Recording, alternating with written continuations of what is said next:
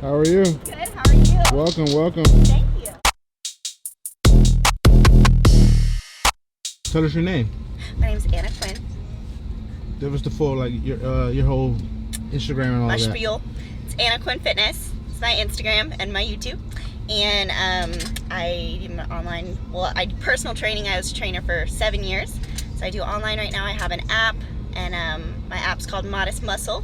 I'm branching off into like a clothing line and trying to make Modest Muscle encompass like clothing, training, movement, and apparel. What started your fitness journey? I wanted a butt. way. I was like organizing going through my content and trying to organize stuff today, and I saw that I had a picture of what the first time I met him, which was 2 years ago at the Fitness Business Summit when he was a speaker there. That's great. And that was so it was 2 years ago in March, and that was when I decided to quit my job, become an entrepreneur. That's so good. He's very motivating, yeah. Yeah, so I'm like, wow, it's kind of cool that 2 years later I'm here and getting to see it all firsthand. Yeah. Yeah.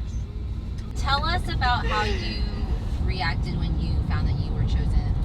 I was super excited. I called my best friend. I told her.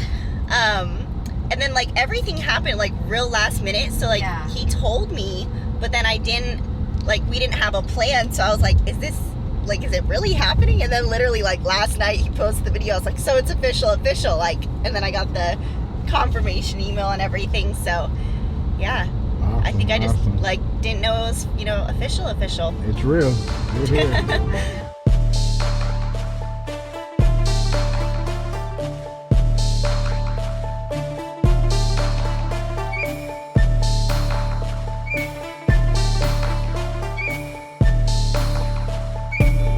Welcome to our office. Thank you. Hi. How was your flight? It was quiet. It was empty? Everyone had their own row, and there were still empty rows. Oh, There were maybe 6 people on the whole flight. Wow. Yeah. You had to get up early today, too. I didn't really go to bed. Yeah. Hey, Hi. Congratulations. How are ya? Thank you. welcome to Cali. You've been to Cali before? Yes. For Expo and Not stuff. this area though. Okay, cool. Yeah. As soon as she landed, I gave her a kiss. Oh, that's good. I just wanted, I went straight to the bathroom and washed my hands too, and then I was like, ah, Was it like nobody on the plane? everyone had their own row. There were maybe 6 people. That's so sick. It was eerie. It's I think that's dope. weird. Yeah. I hate getting on a plane when it's packed. Oh yeah. I spread out. I laid down on the road. Just took That's a nap. perfect. You don't even need first class for that. No, I was laughing Yeah. at people who had paid for it because they had less space. than Nah, I they did. probably got upgrades. Usually people don't pay for first class, you get upgraded. Oh, okay. Yeah, Yeah, or they had Good to miles. know. Yeah. yeah. Like, know I need that. water and apples. Or a company's paying for it. That's That's yeah. the other option. That's a good Yeah, point. we always fly first, but it's always an upgrade. Just like we promised, we picked a winner from the birthday special. Miss Anna, congratulations. Thank you. Overnight. Overnight. Literally, yes. Yeah, we picked over the weekend, but we put it together overnight. It's just been busy. Yeah. You know, we out here fighting COVID-19, so we're busy. I dodged it this morning. Like the Matrix. It almost got me. But nah, you've been to California before, right? Yeah, a couple times. I actually heard you speak at a Fitness Business Summit 2 years ago. Oh, okay. Yeah. That's San You Diego, know, right? that's a partner of ours and other businesses, Natalie, man. Shout out to Natalie. Yeah. She's the best. Yeah. Did you meet Natalie when you were there? I'm not sure. She probably stayed behind the scenes. She's awesome. Natalie is a boss. She's so awesome. Yeah. She is the brains behind a lot of fitness people's success, honestly. Yeah, on the low, you know. So you didn't have to come out here. Why did you decide, when we picked you, you like, cool, thank you. Why'd you come? Well, you built quite the empire. This is so many different levels, and just seeing how successful, y'all have been with this business. I want to build something. I'm trying to build something right now that makes an impact, and also that just keeps moving even without me. And it seems with you were even saying earlier, you're trying to make your lifestyle or your life just more comfortable and enjoyable, and that's what I want. So Right. I want to learn and see. Where are you at with that process so far? So right now, when I started my brand, it was I had, my Anna Quinn page, and then I made an Anna Quinn Fitness page. Well, Anna Quinn Fitness as a name stuck with people, and then people just started calling me Anna Quinn Fitness. And so that was what my brand was, my training, my LLC. And then now I'm like, oh shoot, well if it's Anna Quinn Fitness, it always has to be my face on everything. And so I started another. That's not the worst thing in the world. It's not. I mean, here's the thing. Like when I first started in supplements, like my first company, I had my image on the bottles just because that was the only way I could sell it. But after, people started liking it and it got a little bit of traction on its own, I removed my image. Matter of fact, I sold a company and someone else is running it and they're doing okay. So you can make those transitions, but you're thinking right. You don't want to be only attached to your brand, but you got to use whatever gifts and, because there's a lot of people that don't have that, right? So if you got it, use it. Yeah. Yeah, I think if you try and remove yourself too soon right now, you may find a difficulty in being differentiated. Mm-hmm. Like you are the differentiator because you're not making up new exercises most likely. All the techniques of how to make something harder or easier, they're all out there. Yeah. So it's the fact that you're delivering them is why people want it. Like our private training, Alpha Shred, Mike delivering it is a lot different than me delivering it or the next guy delivering it. I mean, just even more directly, like guy to guy, even like another guy who looks kind of like Mike, something similar in the phenotype. They want Mike to tell them what to do, and it makes a big difference for him to deliver it. So don't get too ahead of the process. If you came out with a product, like a tangible product, it would make sense that you would want to set yourself apart from it so that it could have life without you. But your training, it is going to be about you. Mm-hmm. And that's fine. Yeah. That's totally fine. It's normal. Because even like, let's just say some of the biggest fitness brands like P90X, Beachbody, they were able to create a brand, but everyone knows the person who was behind it. They're inseparable. So there's no need for you to stress about that. And people don't trust a thing I'm not gonna say that. The outlier in this situation is CrossFit because the guy who started CrossFit, I don't even think he trains. It's an older guy, you know what I mean? So it's fascinating. But outside of that, when it comes to fitness and training and things of that nature, people are they're gonna buy into you as a person. They're gonna buy from you because they respect you. They trust you, and you gotta build that credibility with them, you know what I mean? And I tell people this all the time, the groundwork starts with, for me, in this industry, it started with me being a personal trainer and doing it 1,000,000%, like putting my all into it, So I was to a point to where I couldn't take any more clients. It was like physically impossible, you know what I mean?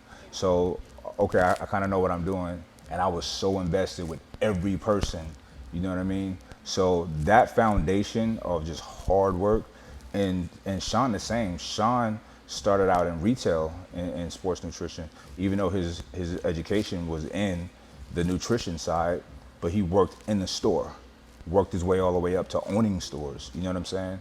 So it's like you gotta, I tell people all the time, you gotta crawl before you walk, because you're not gonna know how to do anything at the top. There's a lot of people who have big names, a lot of following, maybe because of how they look, they're charismatic or whatever, but you sit them in front of a group of 50 people, they don't know what they're talking about, and it's embarrassing, you know what I'm saying?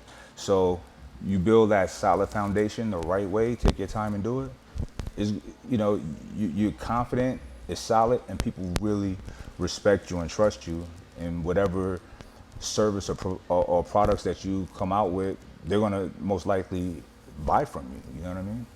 Do you think it's wrong then to kind of transition? So this is my 7th year training, and I was in gyms for 5, and then 2 years ago corporate for 5, and then 2 years ago I went independent, and then a year ago I stopped any in person, and I built I had I think at the time it ranged 60 to 70 high ticket clients for training, private training, and now I'm trying to I basically took a step back and said I want to get the system so good, because there wasn't the retention rate wasn't what I was used to at all with like in person, and that's natural. But Well, in person, you wasn't retaining people? no, in person I retained Okay. like all my Everyone. clients, Right, but right. online like Makes sense. there was more of a turnover, and I Okay. didn't like that. I felt like I was You got to refine your online business, for Yeah. one, because ours is very high, our retention. We don't lose anybody.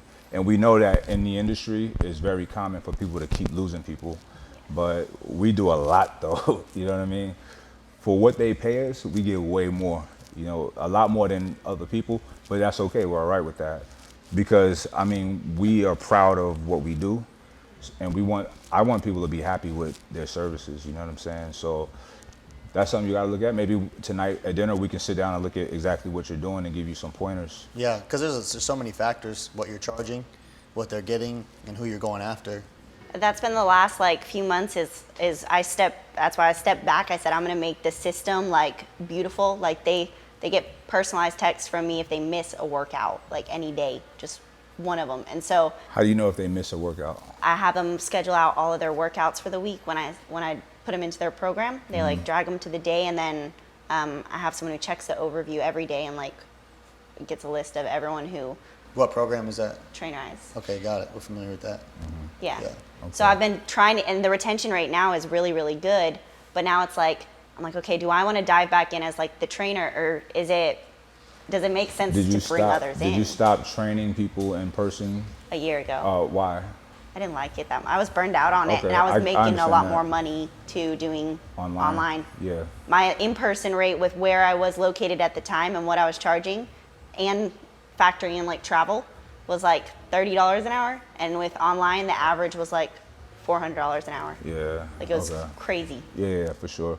And what were you doing? So when you stopped training people and you had that extra time, what did you fill up with that time? Just putting it into marketing, content creation, promoting. That's good. All right. Look, all right. I know you want to work out. We're gonna train, but what we're gonna do? We're gonna work out. Sean and I are gonna cook you dinner tonight, right? Or order and make it look like we cook. I'm kidding. But nah, We'll plate up dinner. right. But what we're gonna do is we'll go through your business, and we'll give you what's good, what can be tweaked, and we'll try to refine it like that. Because this is something that we do. We do this for other people too, and we're good at it, you know. So, yeah, I feel like you got the tools to kill it, you know. Yeah. And in the fact that you're able to quit your in-person training just to focus on online, I mean, you're successful at it, you know. So that's a good transition. Yeah. When I stopped training people, I didn't need to anymore, but I was still at the gym all the time, and people would call for me, and I was like, yo, tell them I charge $500 so they go away. And they'd be like, okay. I was like, oh, tell them $750. Yeah. Okay. Oh. I just kept going up, and I'll take those. It's not going to be a lot of people, Yeah. but I'll for sure take those sessions. Yeah. You know what I mean? So, you know, you may not want to cut all of them off. And also, in terms of content and new acquisition of new clients, them seeing you with somebody all the time, that helps. That's credibility. Because there's a lot of online coaches that don't train people, that hadn't ever trained They people. never have trained people. And that's weird. Yeah. So it's Yeah. constant reassurance that you're in touch with your craft. Exactly. I was gonna start hosting because I was thinking about doing like glute specific, like basically butt sessions where I'm just correcting form and like helping make exercises more glute dominant, because that's like my specialty too. And so I was thinking about like doing a really higher price for that session. It's just one of those things like my mindset is like, well, I used to charge this. How can I charge this? Yeah, you just gotta Yeah, do it. yeah, You gotta get past that. Yeah. You gotta recognize your value and put it out there, and just know it's not for everybody. But there are people that will spend what that kind of money with you if they feel like it's worth it. Yeah. Just let them. You gotta convince them that this is worth it, or I'm not tripping. Go away. Yeah, Get out of because here. a session with you becomes a lot more like a luxury and a lot less like a commodity.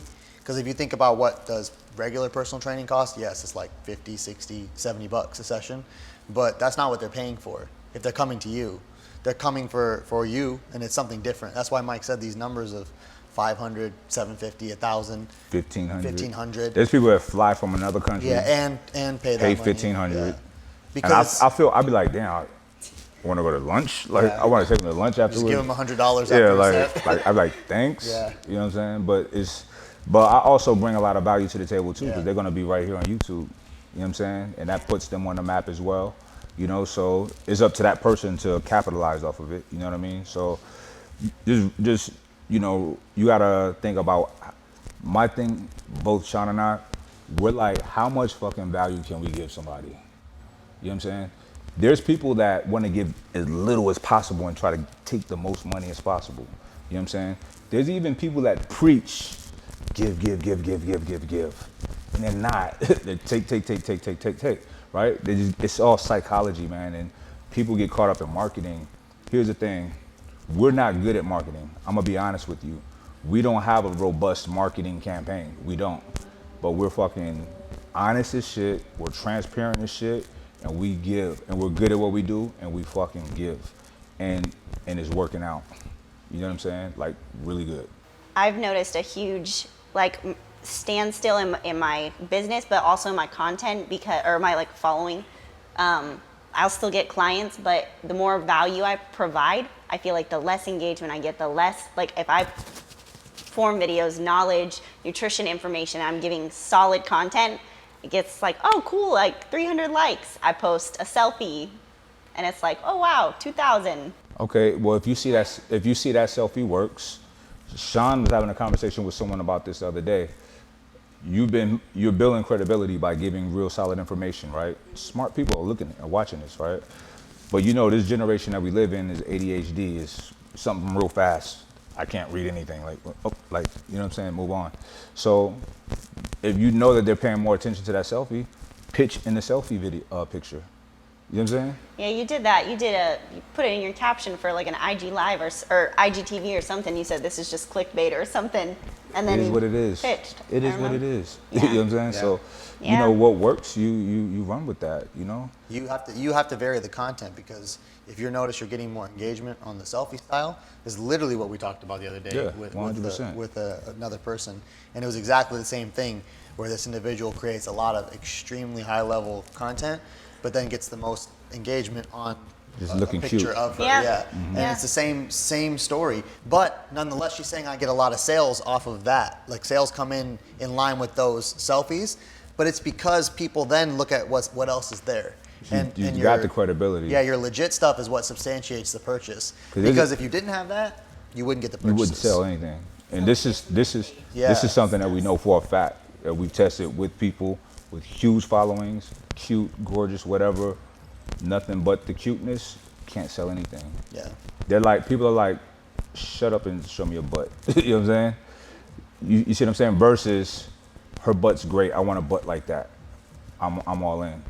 And you are, the high quality information that you're giving, you're earning it. You know what I'm saying? You're showing that you have the credibility to teach them. Yeah. And you need a lot of it like you're doing. You have to keep doing it, otherwise you won't. You have to almost overwhelm them with value, like we said. And that's what all those posts that you do that are educational do. If you stop them to just go in the direction of the being cute, your sales will go down in the long term. They will. It goes hand in hand. So Yeah. don't be discouraged by posts, really, when you know a good post and good information, just because that don't go viral, that's okay. Listen, you gotta think about critical acclaim, you know what I'm saying? Versus super low hanging fruit, right? Critical acclaim stuff, stuff that's heavy and dense and solid information, stands the test of time. It may not be the most popular thing right now, but people will be talking about that in 3 years from now. I have videos, I've never had a fast growth, say on YouTube, right? Or Instagram. It's always been very steady. But I have legendary videos, I have legendary content that people, bro, when you did this video about yada, yada, yada, it changed my life. This made me start training. You know what I'm saying? Versus me just looking awesome all the time, and that's just all I'm putting out. Because listen, YouTube, I don't think I'm that fucking cool to where people are just gonna follow me because I got my shirt off and whatever. I try to give them the best that I could give. information, training, advice, whatever. Sean and I got this thing to where whenever we uncover something new and dope, something that levels us up, we share it.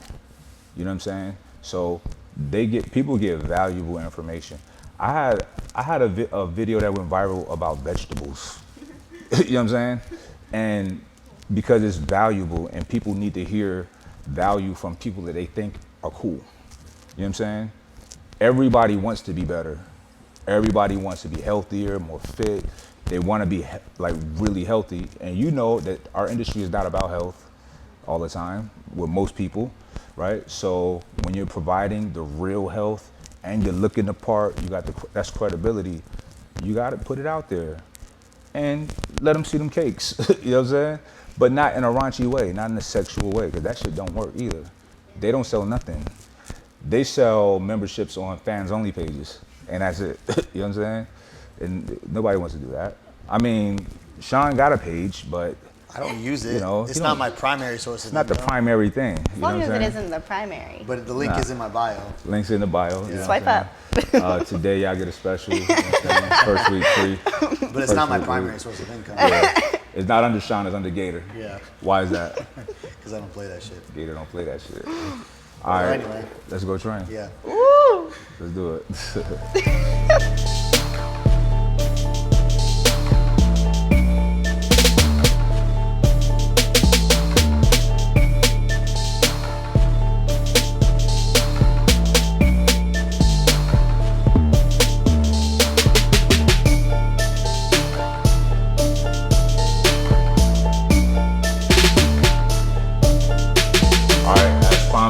We're here in the garage. So gyms are closed down. We do have access to a gym, but also we have setups here at the office and here in my home. I also have a setup on the roof too, but it might be a little bit chilly. So we'll do it right here. So she's never used a safety squat bar. Do you squat? No, I front squat. Okay. A lot? No. Okay. So this is dope. So a lot of people think that, and I come from the school of thought, like, to build a nice butt, you need squats. But apparently not, because we've observed, and I think we can all agree that she has a nice butt. And she doesn't do squats, right? So, but today she's gonna do squats, all right? So one thing I love about the safety squat bar is it puts the weight in a different place, right? It helps get people's, y'all listen up. These bars are in a lot of gyms. You just gotta ask for it or look for it. And if you have a home setup, I'm gonna tell you, you can buy one of these bars for $200. You know, I know it's a little investment, but it's worth it. It's for yourself. And you can get a squat rack for dirt cheap.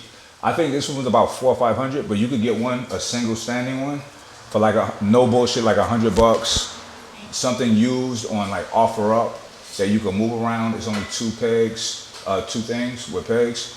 Get one for the crib. Like, why not? But anyway, if you can invest in a little bit of gear at home, get you a safety squat bar, because it's a little bit more difficult than a regular back squat, but it'll make your back squat that much easier to do. Okay, it makes you really strong, and where the weight is being distributed is going to feel similar to a front squat. So you're going to feel a lot of weight in your core. A lot of stabilizers are going on. So she took her shoes off, because we're big fans of having a very flat surface. For those who are always asking, like, why are your shoes off? I want to be as flat as possible. I've tried many variables with squats: Air Max, Chucks, squat shoes, Timberlands, you name it. I squat in everything just so I'm very comfortable with squats. But what I like the best is being barefooted or just in socks. Okay, so you're not gonna slip. People, I understand it looks like you would slip, but you're not. You got a lot of your own weight and then extra weight pushing you down to the ground. You're not gonna slip. If you slip, that's weird. Hopefully you got a button. Like, I fall in, I can't get up. You press the button. I like when you don't have shoes on, how you're just not relying on anything. Right. Like, you don't have to have your squat shoes with you to get a good session. Right. Or another crutch and accessory that you gotta rely on. Or Mr. Gator, sometimes he forget his shoes. We get to the gym, he's got flip flops. Sometimes, like, because I don't play that. Sometimes I leave the house without my shoes. Right. But I can always just train anyway. Just kick them off. Yeah. And get busy. Yep. All right. So Anna, I guess I'll demonstrate. I mean, it's just a squat, but And this is perfect for me because I don't gotta use my hands. Excuse me, this is super low. So, a lot of people wanna know what do they do with this. It don't matter. Some people will hold it up like this. Some people will pull it down, whatever's comfortable for you. I'm not gonna grab it at all because, you know, I'm handy capable. Handy capable. That's a bullshit term, handy capable. You can't even call these people handicapped anymore. They'll say, we're not handicapped, we're handy capable. These poor people have been bullshitted by the system into believing that if you change the name of the condition, somehow you'll change the condition. Well, hey, cousin, doesn't happen. All right, so very simple. Just like a squat, you know how to squat. For those who don't, it starts with your hips. You push back. I'm gonna do it real slow and mechanical. Push back. You start pushing your knees out, like so, and come like big chest. I'm sorry. First thing you do is take a deep breath. Take a deep breath. Keep your back straight, your neck, your spine neutral. Come down nice and easy. Push your hips back. Break at your hips. Push your knees out. And then as you come up, blow out and explode up.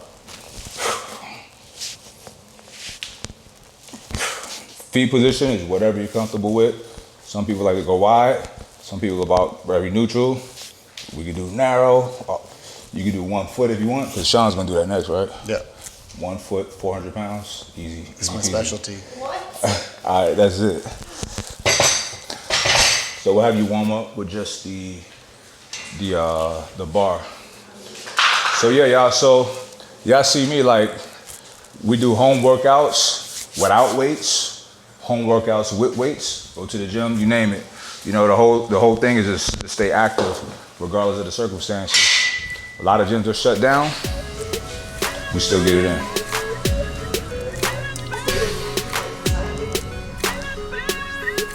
Good. Nice.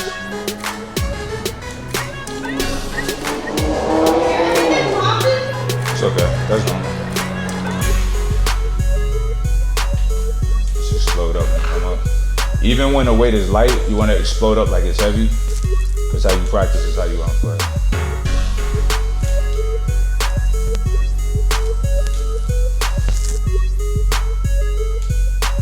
That should be good. Easy peasy. How much you normally squat? Or if you don't really squat like that. I don't squat often, but I mean, I probably can tell you're strong though. probably 135.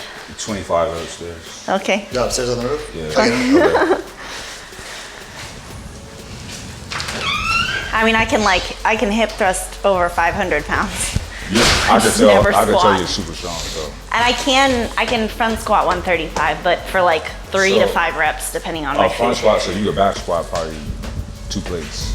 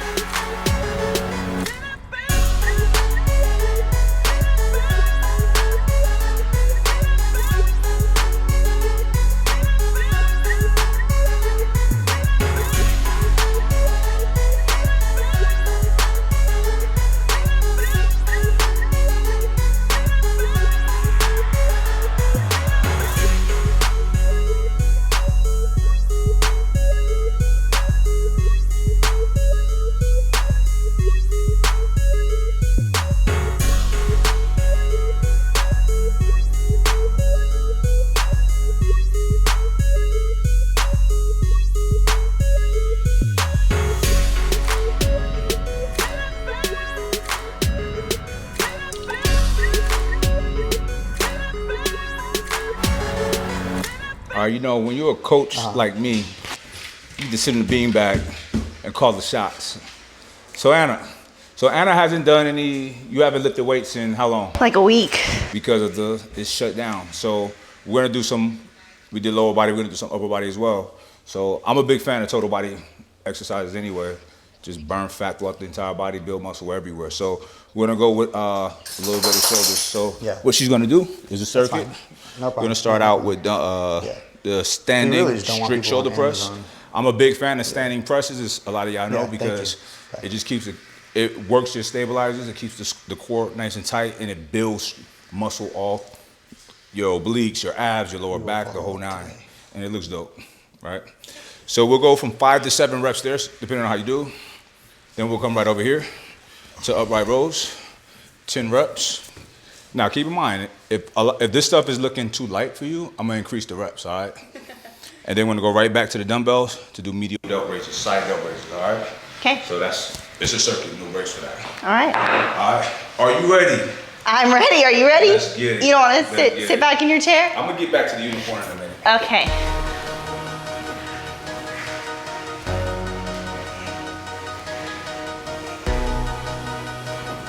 You might as well do 10. I knew that was coming.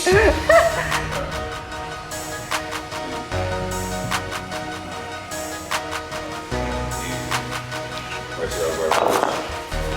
And with these guys, I will come into a video.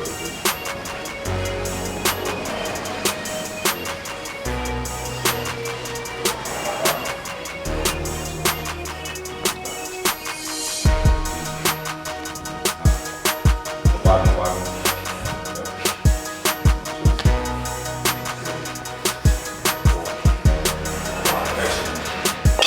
To my online clients, if I ever prescribe a weight for you guys, 10 right here, and it's kind of easy, do more and increase the intensity.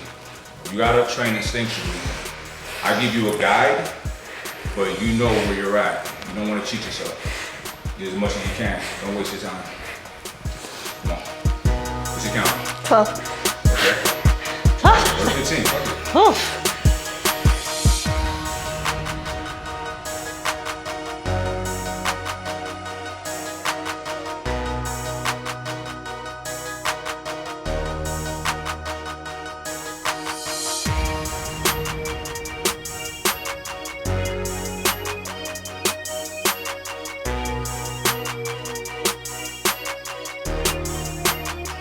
All right, we just finished our workout. How was it? It was awesome. You don't normally squat. Not only did you squat, Never. but you safety bar squatted. Yes. That's an extra variable. So you're here right now. It's obviously crazy times, very tumultuous with travel.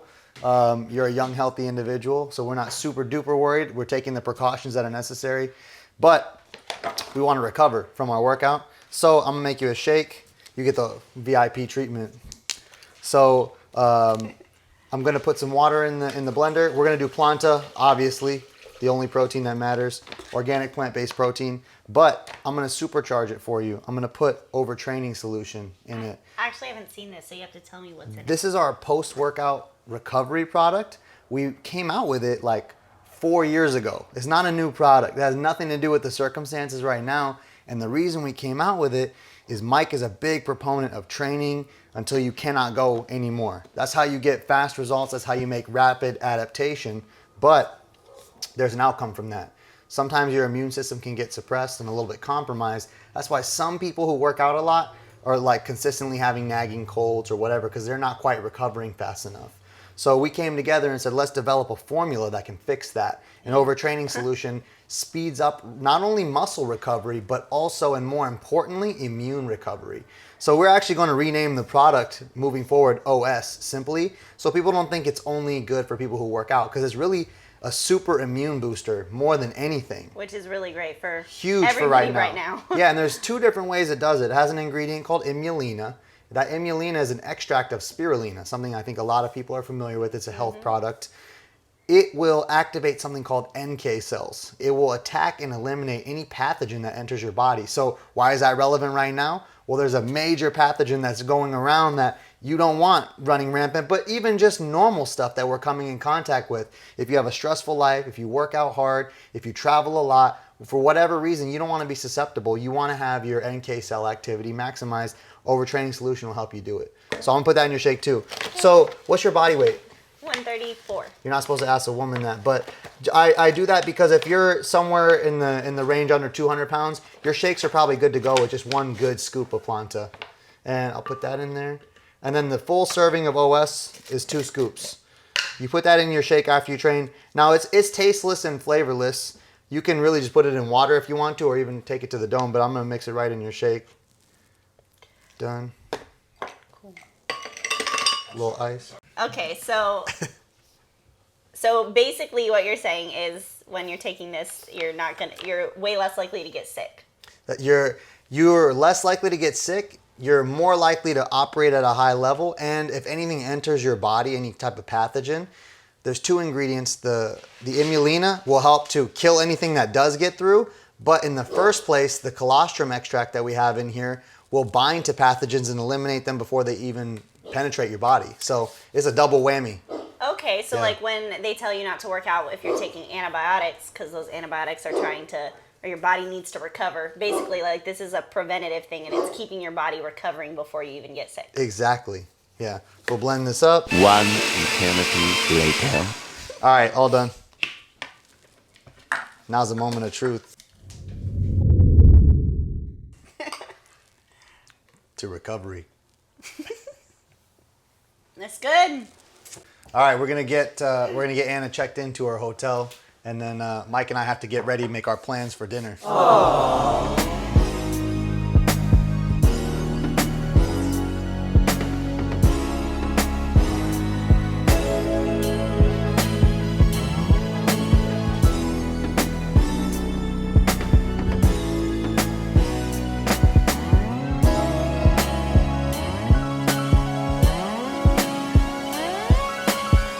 Okay, so now that we filled your belly and your mind with our delicious food, you got any questions for us? Yeah. Okay. So one of them you started talking about earlier, which is like, y'all pretty much work sun up to sundown. What do you do when you're in the between phase, or any advice for that in between phase where it's like still working, like working yourself to the bone and not really able to have Enjoy the fruits of your Yeah. labor? All right, so here's the thing. I always tell people this. You still got to do it because you're essentially planting seeds. What happens when you plant seeds? they get water, they grow. You got to cultivate it and your crops will grow at some point, but it's not instant, So, there's things business-wise, like I'm looking at an email right now of something that's benefiting me from months ago, you know what I'm saying? That's just how it is. The more of these seeds that you plant, the more often you'll have harvest, you know what I mean? So for me, it's always been like that. Like I planted a lot of seeds while I had a 9-to-5.